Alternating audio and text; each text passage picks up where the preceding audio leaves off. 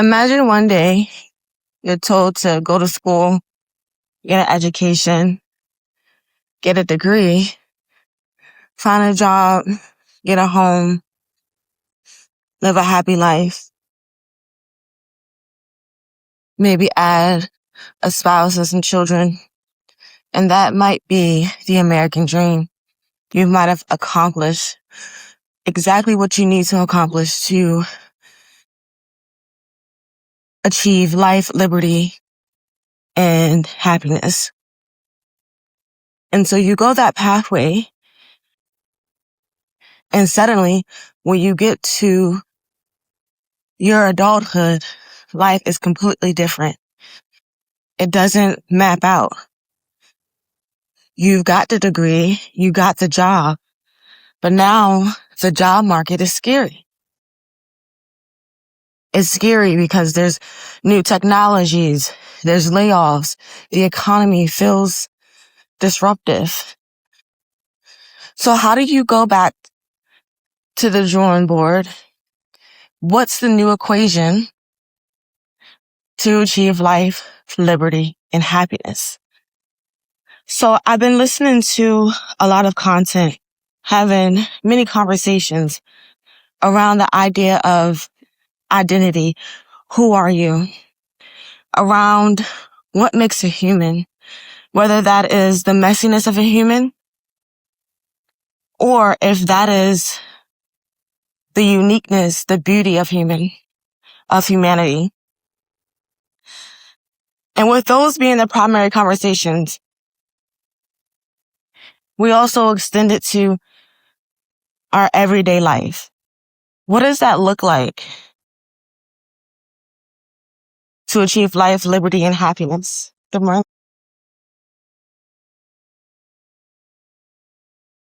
And part of this equation is work.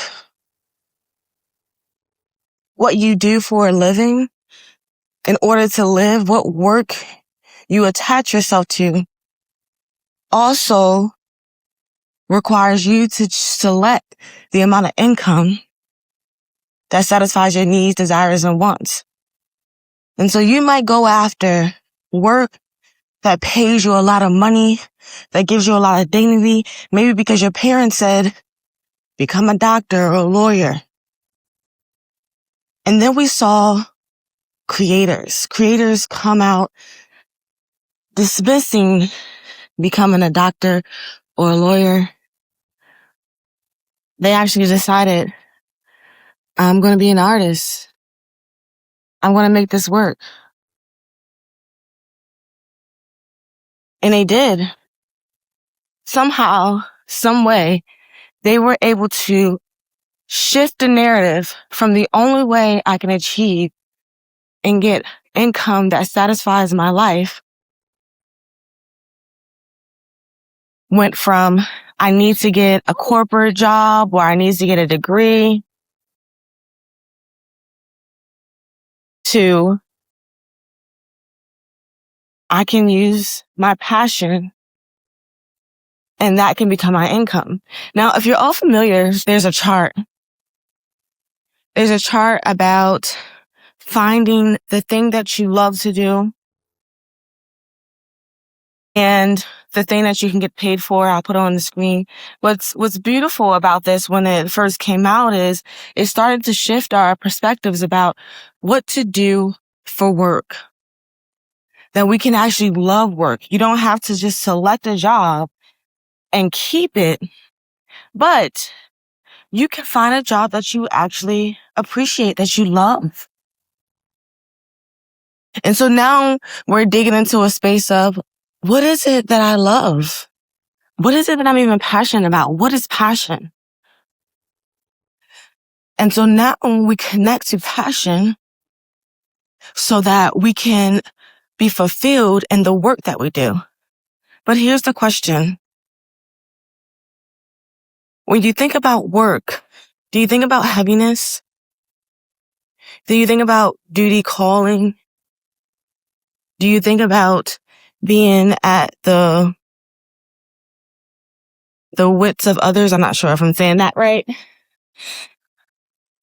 But let's go back to the creator. I have a friend who's really, really good with content creation, very successful, that shared an honest feeling about content creation. And it was along the lines of, I love what I do, but now I'm a slave at what I do. Because the people, when they love your content, they want you to create more and more and more. And if you disappear, the algorithm might punish you. So now you can do what you want to do. And it might even feel better than having to do something for someone else. But the cost is different. The cost is now you are without boundaries. You're free. You have the freedom to do the things that you love, but you also are under restrictions because you still live in this environment that requires money in order for you to live. But it's not just requirement of money. It's keeping up and getting more and more and more and more and more money so that you can survive and that you can live, that you can stay in the game. And this is probably where the discomfort sits. When we start talking about AI, we start talking about job loss, we talk about humanity, our desires, our hopes, our dreams, and our passions. It sits with, when is enough enough? When can you reap the benefits of whatever it is that you have sown? So if the idea that was taught to you was to sow education, get a good degree, when will you reap the benefits and stay there? Maybe you grew up in a household where your passions were nurtured and you want to know, can I live and survive with just this passion? But everything is getting muddy. I'm going to share this clip from a YouTube video I was watching earlier. And the importance of passion, I just want you to lean in here. How many times in your life did you hear the sentence, find your passion? A lot. You still hear it every day. Yeah, I don't like Well, it. you hear it a lot on this show as well. I do not like it. I disagree with it. I hate it. Today, my passion is here I am talking to you and I'm passionate about it. Tomorrow, it might be, going fishing.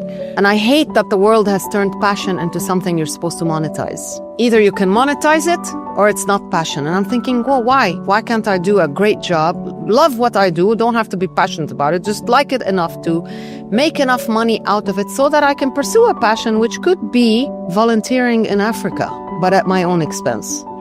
Right? So why does my passion have to be, I have to make money out of it? Otherwise, my favorite thing about passion is that it's part of the word compassionate. And maybe if we can deploy our passion somehow, if it's monetized, to become more compassionate and give back. Watching this was so beautiful because going back to that chart, we've always thought that, hey, we can shift our perspective. We don't have to think about being these things that we don't want to do. There are some of us who are formed, who are created to be our doctors and lawyers and are going to exceed and excel at that. Some are going to be created to be healers and will exceed and excel. Some are going to be created to be entertainers and performers and to make us laugh, to inspire us, and they're going to exceed and do well. The importance is to find what it is that you do naturally, that even if people were saying, give me more and more and more, that's all you have to give because you're moving from abundance. There is no lack of. There is no serving the people. You're serving yourself in return. The people are naturally gifted because you are in your gift. What if that's a thing? What I like about what this woman brings out is the compassion, right? That passion is in compassion. So there's things that we are compassionate about in a world that's sick. Like, we want to help those people who have been broken and abandoned or harmed. And we create these communities and these movements because we are sick. And so then it calls for healers in different lanes, not just physical healers, but healers of the mind.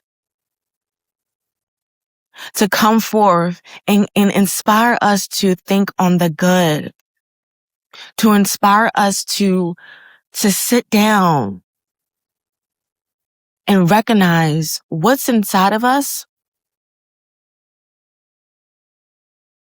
that makes us hate our neighbor. What's inside of us that causes us to be jealous? What's inside of us that when we look at that person, we want them to be less than? Healing of the mind might be the answer to all of the chaos that's forming. Whether that chaos is bold and loud right now with AI and job loss, or whether that chaos is very personal and intimate in your everyday life. Trying to figure out, why are you in the same situation? Why does it feel like a loop? The answer might start with the other type of work that's important. That self-work. And what's so interesting about it is hard work, especially when you're living in a world where it says that your value comes from how much money you achieve and who you can outshine and your competitors. When you're living in a world like that, you don't really think about sitting and pausing and figuring out, how can I work at being the best human I can be? So this morning, I started my walk really, really early, and I clicked on a video, and I'm going to share that link in the description below, but it leans into a lot of the perspectives that I hope that we can explore on this channel. And that is, what does it mean to be a human?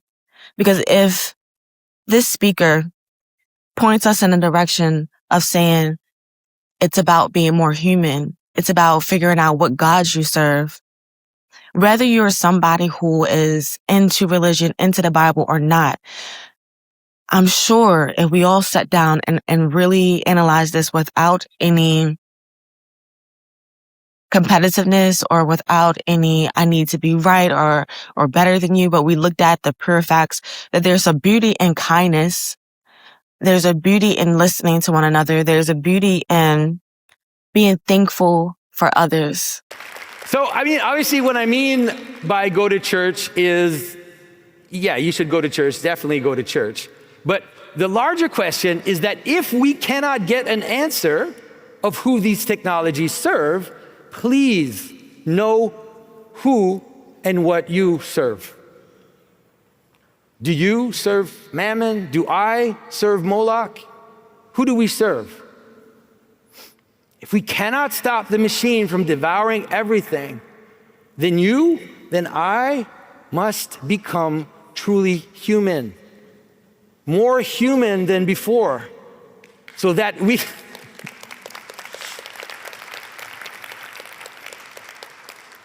can remain, at least in our life, the master of the machine and not the slave of the machine. And we're in the right place because we must become responsible citizens.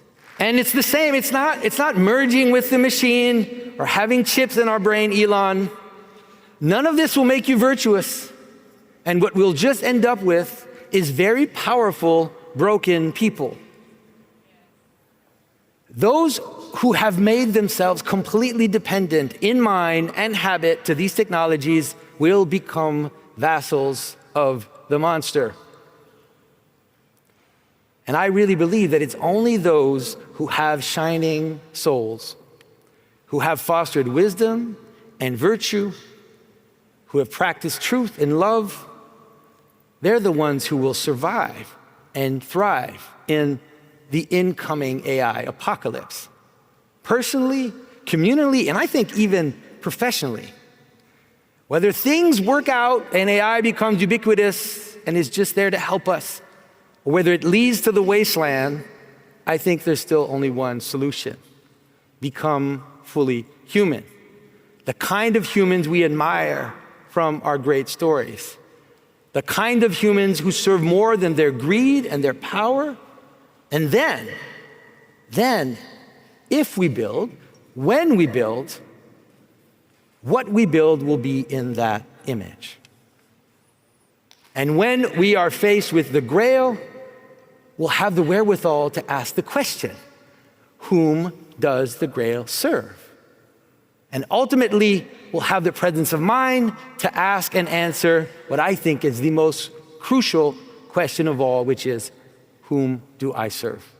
Thank you. And I don't know if this man will ever see this video, but I want to thank him for this message that he got from his dad. I was in Trader Joe's, and I don't even know how the conversation sparked or where it came from, but the cashier shares his wisdom with me that his father shared with him, and it said to be thankful for others. And as soon as I heard it, I immediately knew how or what it meant, right? But he goes into explaining the difference or the different lanes that you can travel with being thankful for others. The first is just being thankful for the people around you. Even if that's one person, just being thankful that someone else exists in this world for you to live and achieve life, liberty, and happiness in one way or the other. And the other is to be thankful for others. You know, when they are successful and when they're happy, just be thankful for them, or even lean into like praying for others. And I want to use prayer, and I want to extend that to anyone inside of a religion or outside of religion, just the act of thinking on someone and caring for someone. And even if they are someone who tears you up inside, this act of, I want them to be well, not in a condescending way, right? Not, oh, bless your little heart way, but sincerely, whatever it is that makes them hard or cold, care about that. And I want the best for them. I don't care where you land on the religious or faith spectrum. The act of kindness and caring in those hardest moments might, and this is a theory, it might be the mystery. It might be what solves a large part of the chaos. Because imagine if everyone adopted that idea. If everyone really tried to adopt that idea, what would we be left with? Especially when we go back to conversations about AI. Because if the humans are behind it, and the humans aren't driven by fear, but they're driven by the power that's behind these acts that seem so obsolete. It also seems very difficult for people to just lean in and attach on looking on the good, because the world makes it so easy to see the darkness and everything that's wrong. And it's way easier to do that thing than it is to care for someone else, to be thankful for them.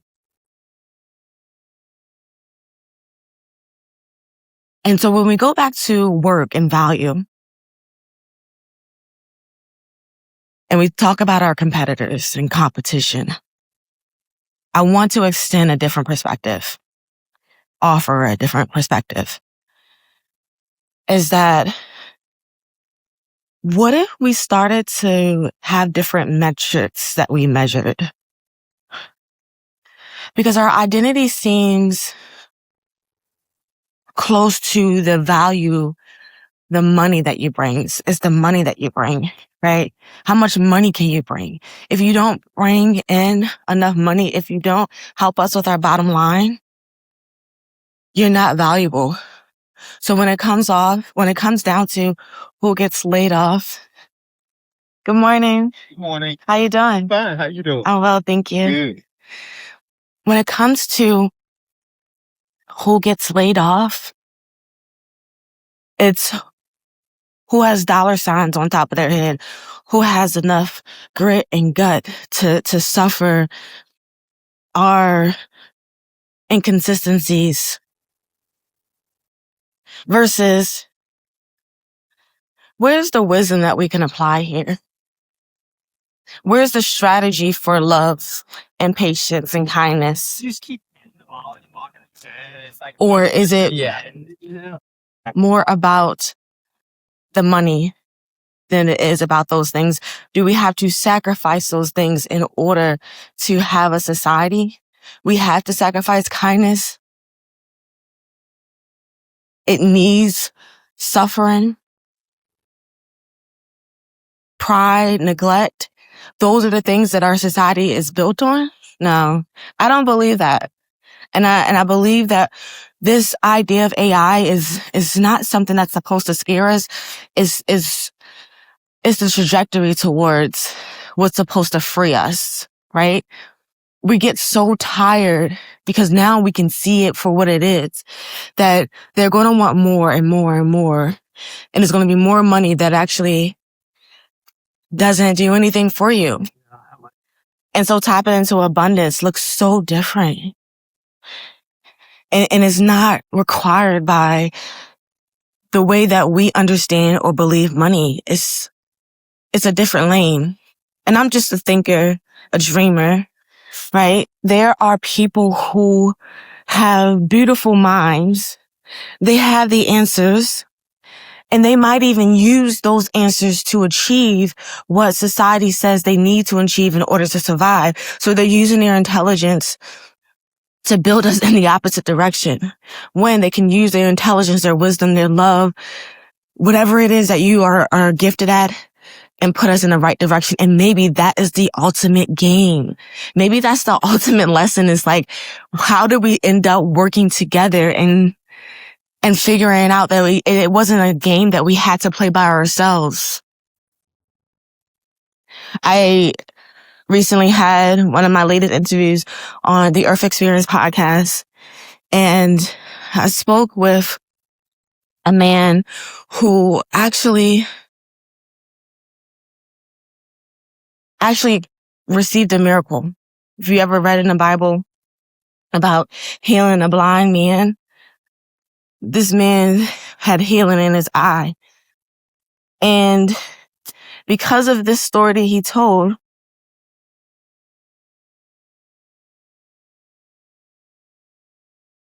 it led us to a conversation about what happens next after you receive a miracle. What does life look like when, from your world and your perspective, you were able to get close and talk to God? And usually with these conversations, it lands us with, life is better.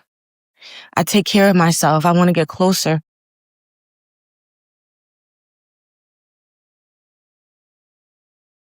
But in this particular conversation, I was able to learn what life looks like after you achieve the miracle, but then you decide to think that you're your own God, and what that means. You had this moment where you did experience God.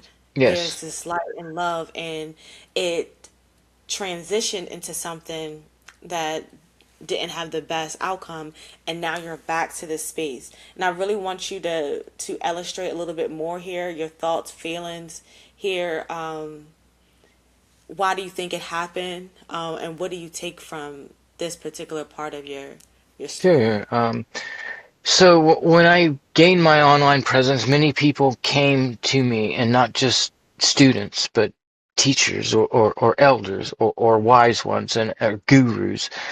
And it's a very popular spiritual New Age thing that the self is God. There is no God out there, that there's only God in here, and that you are God. You hear gurus say all the time, you are the only one here. And I started believing that, and I started getting a lot of evidence to back it up. The level of miracles that I could create, the things that I could do, the things that I'd seen, it's just off the charts. And the God that I know and love will just step aside if you go into that. So I was allowed to do that so that I could learn why not to. That's why God didn't intervene. But when you start believing that you are God, you are the Alpha, you are the Omega, there is no God except for you, you are the one, then you automatically attract through the law of attraction into your experience other beings that feel the same way about themselves. What do you think happens when two beings occupy the same space, both believing that they are God? Fight. That's what happens. A very violent and brutal fight to the death, to put it in human terms. But there is no death in spirit. It's like an inside out wrestling match for complete control of the other being at a mental, molecular level. It would terrify most people. For some reason, I seemed to be engineered for it. I was frighteningly good at it. I even got addicted to it. But the adversaries that I struggled against, these were very, very powerful spirits that could possess, some of them, as many as 40 people at the same time. So for a while, everywhere I went in the world, everybody knew me and everybody hated me. And I had no idea that at the time that I was dealing with one really dark spirit. So I just started lashing out at people. Okay, fine. The whole world knows me and hates me. Fine. Then I hate you too. And I just got very, very vicious. Eventually, the dark spirits left me alone because they became terrified of me. I was, like I said, I was frighteningly good at spiritual warfare. And I would put them through so much torture and abuse for even daring to be near me, much less inside of me, that eventually they left me alone. After like 6 months of brutality, I finally had peace. I finally had space. And that's when my soulmate, my beautiful woman, had the courage to come back to me and remind me that, Michael, like, the whole time you've been at this, I've been praying to God. I've been getting close to God, and you're a part of God, but trust me, God still exists. So I humbled myself and I said, okay, if there's something truly bigger than me, more than me, show yourself. And I just got flooded. I just got flooded with the Holy Spirit, with the presence of God, unlike I ever have before. And I would say that God forgave me, but that's very human. With God, there's nothing to forgive. God is outside of time. And you would say watching time unfold, but even that's human. It's already happened. This is all a process, and we're all growing. And God is a harvester of souls. God is the ultimate farmer. God is not in the business of losing souls, so they all come back to God eventually. So I was given the grace and like a new baptism and a new lease on my spiritual life. And ever since then, God comes first. I am one with God, but I am not God. I seek to be the most not God I can possibly be. In doing so, you receive more of God yourself. It's like the light-dark dichotomy. If you're not empty, you can never be full, because it's emptiness that holds fullness. So if you really want to be God, then the path to being God is to not be God. So this is the dichotomy. This is the paradigm resolving itself. This is the Holy Grail. Be nothing and you will be everything. Know nothing and you can know everything. Do not be God, and God will be you. And so as the human, it's our job to be nothing, to be empty, and to not be God. And we form ourselves into the Holy Grail. And then that Grail gets filled with the light and the love of God. And then you just love for no reason at all. There's no all the blah, blah, blah. This is what you do, blah, blah, blah. This is that. It's all confusion. It's all from the tree of knowledge. It's all bullshit. The wisdom of God is held in a silent space that cannot be put into words. So what was interesting about this segment is I was curious. Like when you achieve light and its goodness and it's truly good, What prompts a person to stop wanting good? Because as we see it, we have named people, we have named systems that are trying to destroy humanity. So we put them in a group and we say, they're the bad people. And I want you to think about what you mean by bad and good. I want you to think that through. I'm going to put one of the most interesting responses to what is good up now to help you maybe think in other directions. Do you have your own definition or understanding of what is good? So Or I believe good and evil in a moral sense is always going to be connected to your purpose. So for example, if I create a phone, right, I got my smartphone right here. If it doesn't matter if it can go on the internet, if it can, text, if it could do all these things, if it can't call anybody, people are going to say that's a bad phone. Because by the end of the day, a phone is supposed to call people. If I had a toy that is made to do backflips, it doesn't matter if it, can, do a split. The toy can't do a backflip, then the toy's a bad toy, and so that to say that humans do have a purpose.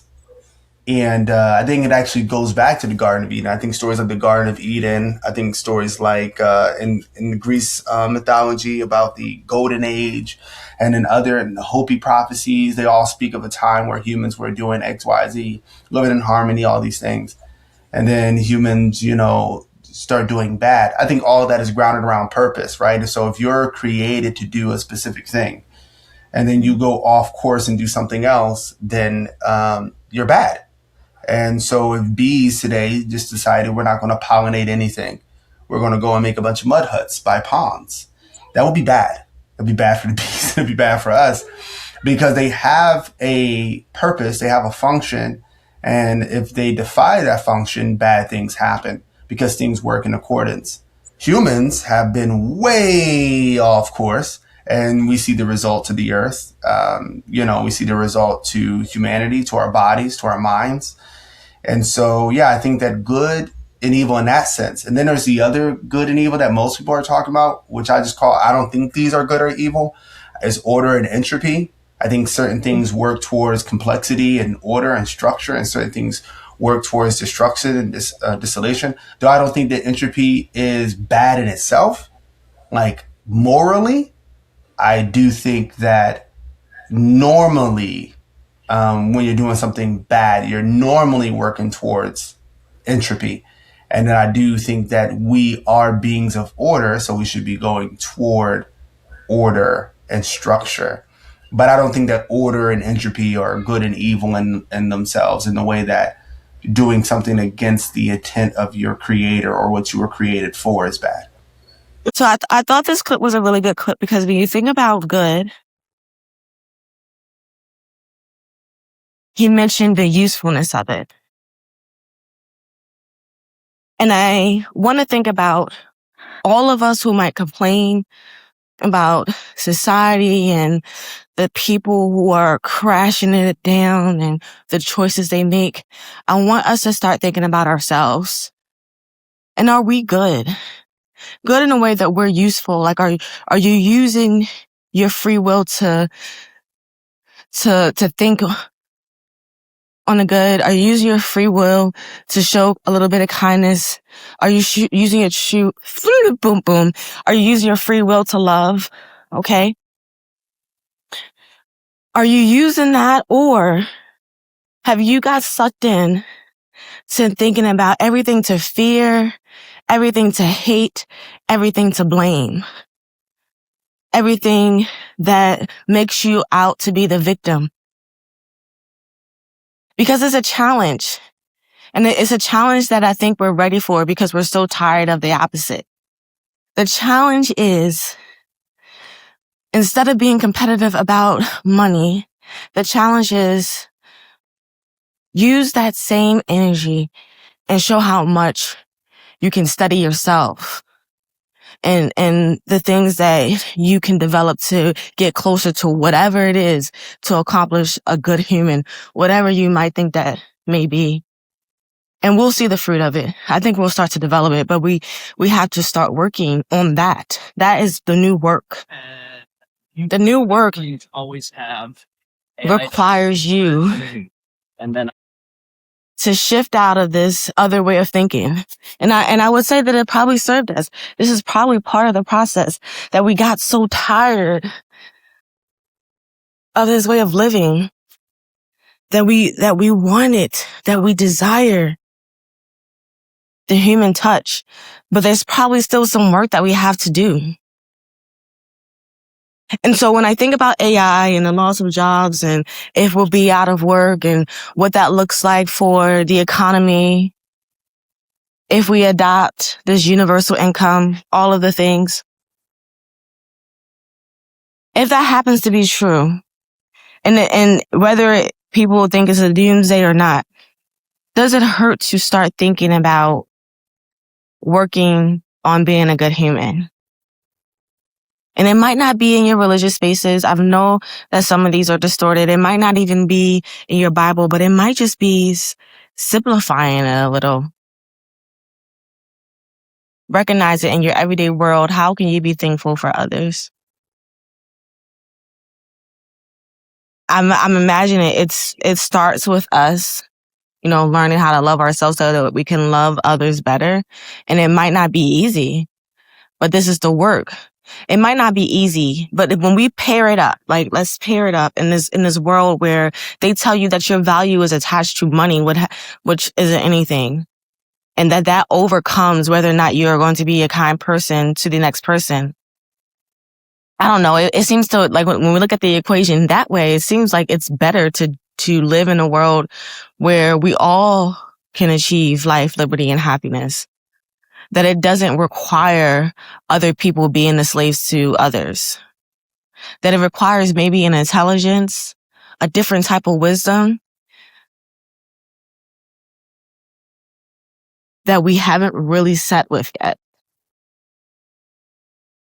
We haven't really set with it yet because we've been looking in the wrong direction, maybe intentionally, maybe because it's a part of the whole game. But I imagine that it's now coming to a space where we are going in a different direction. And that might be freeing. It might not need to be scary. There might be some truth to so-called good or so-called light overcoming darkness, but it actually needs to activate. It needs to be useful. If you believe that you have a good heart and good mind, or even if you want to and you don't know how to, talking about it, making that the new normal might be the thing that we need. I'm going to go back to this interview I just had the other day, because when he was talking about this idea of light, he mentioned that at one point in time, people were keeping it to themselves. And we might be in a particular age. People might name it as an age or time or season. Everyone has a name for what's happening. But instead of naming it, I just want to describe what it would look like if people became more useful in a way that was beneficial to their neighbor. Because right now, you're useful if you make a lot of money for the company. And that seemed okay for a time. And it has its place, right? It has its place if we figure out the inner work that we have to do first. Because I'm not really against working, having your passions, doing the hard things. I'm not against that.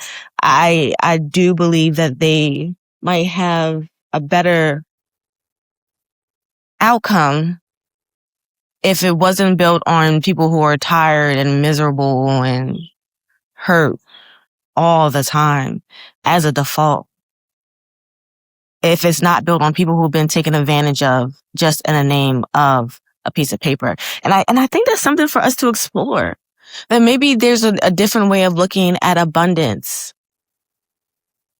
That it doesn't have to be a piece of paper, because I've seen people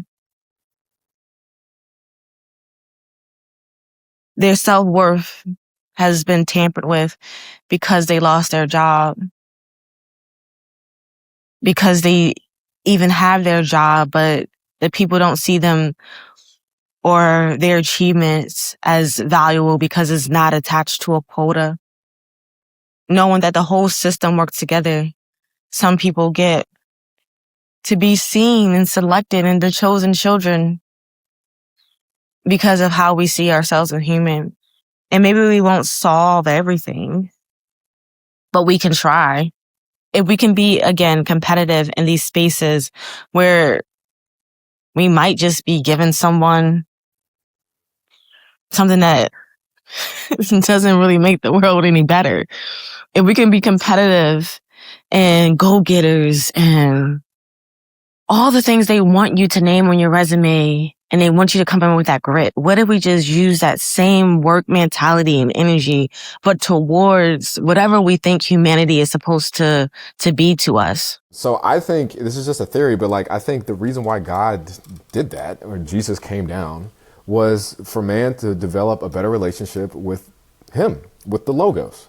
Because now God can actually come down and start talking to us in the language of the people. And Jesus was an archetype, right? So in astrology, you realize that there's 12 different archetypes that all come from God. They're just 12 different personalities of the same thing. So one personality is very fiery and very passionate. Another personality is very detail-oriented. Another personality obsesses about relationships. Another personality, all it cares about is the spirit. Another one does this. Another one goes here. And then you start to understand that, like, oh my gosh, like, he's so brilliant that he decided to split himself up into 12 different parts so humanity could all have a little shard of his divinity. He just put it in all of us.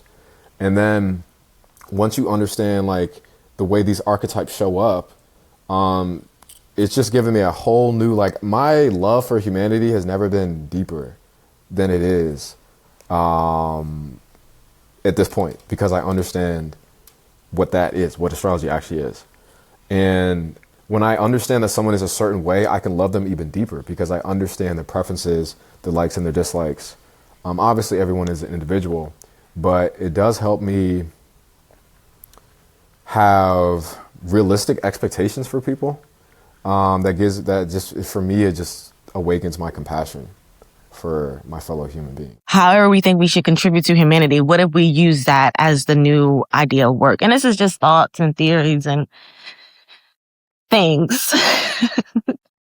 But I'm excited. I'm excited that we are tired and we're worn out. Good morning. I'm excited that we can see through this. Because at one point in time, I don't think we saw through it because it was satisfying us. And we didn't feel the hurt. We didn't feel the stretch. It wasn't loud enough. Every single day, we just went with the flow. And maybe there wasn't an issue at one point in time, but now it is. People are louder about it. People are feeling a different earth, a different experience here. It doesn't feel like life to some. But life, liberty, and happiness, it can be applied. You are creative people with great skills. And I believe that we all have a place. And this is not like I know it sounds kumbaya-y. Good morning.